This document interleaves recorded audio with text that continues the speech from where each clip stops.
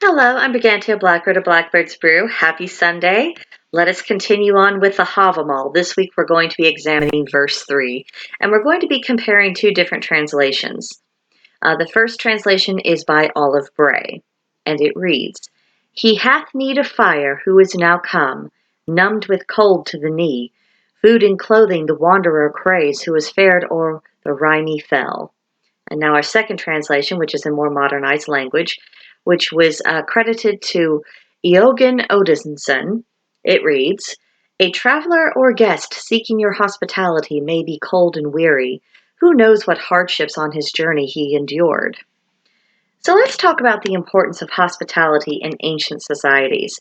We're so accustomed to the conveniences of our modern age, it's very difficult to imagine what travel or even daily life used to be like before we had all of our gadgets, before we had technology, just what kind of the nitty gritty realities our ancestors were really contending with. And it's not simply a question about the difficulties or the discomfort of travel, although the contrast between driving somewhere in a car or having to ride on a horse or walk through all manner of terrain, that difference is nothing to sneeze at. But just imagine that you're traveling, and you know you're not necessarily going to find an inn to get a meal and have a roof for the night. And that's if you had the coin to spend on that kind of service. Maybe you'd stumble onto a village or farm, and then someone would be kind enough to let you stay in the barn and maybe join them for supper. Or maybe you wouldn't. Maybe you'd have to figure out how to survive in all kinds of weather with very minimal shelter, hoping you'd be able to catch something for dinner and just having to endure if you didn't. Our ancestors lived in a state of vulnerability and experienced hardships we can't begin to understand. And that's one reason why hospitality mattered so much. Not because people had all these abundant resources that they could just share with others all of the time, because they certainly didn't, but because showing hospitality was a way of taking care of each other. It was a cultural obligation.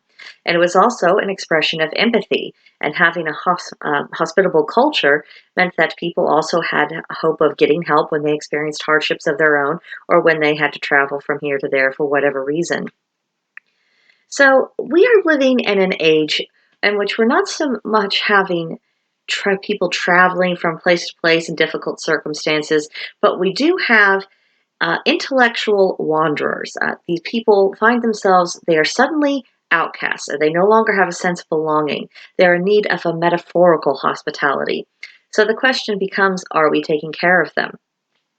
Now, if you remember, in the modernized translation of the third verse, it spoke of a traveler being cold and weary and having experienced unknown hardships along their way. I'm curious how many people can relate to this on an emotional level, because one of the consequences of our civilization tearing apart at the seams is that many people have found themselves suddenly becoming demonized just because they didn't agree with someone. And depending on the severity of the situation and honestly how psychotic the person is that they're dealing with, people have lost their jobs or their friendships, their family ties, marriages, even custody of their children. And when you're suddenly isolated like that, there are people who are questioning who they are. Do their beliefs have foundations? Were their past actions on the level, or were they just not seeing things as they were? These are people who have been thrown for an absolute loop. They are experiencing hardships that in some ways maybe some of us can relate to, but everyone is experiencing individual things. So they are experiencing those unknown hardships because we don't know how they're dealing with processing all of these experiences, which are pretty brutal, all things considered. They need support, just as surely as an ancient traveler would have needed a good meal and shelter for the night. And what's needed for people in that situation is to come into contact with others who regard and treat them as the human beings that they are.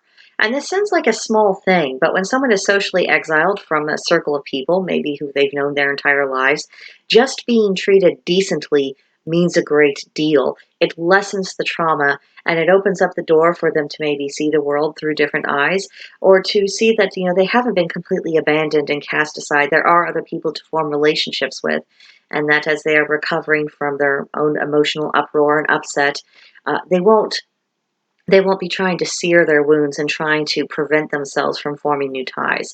They will be open to the possibility of forming new ties with people who are going to treat you decently, even if you don't see eye to eye with them in every single respect.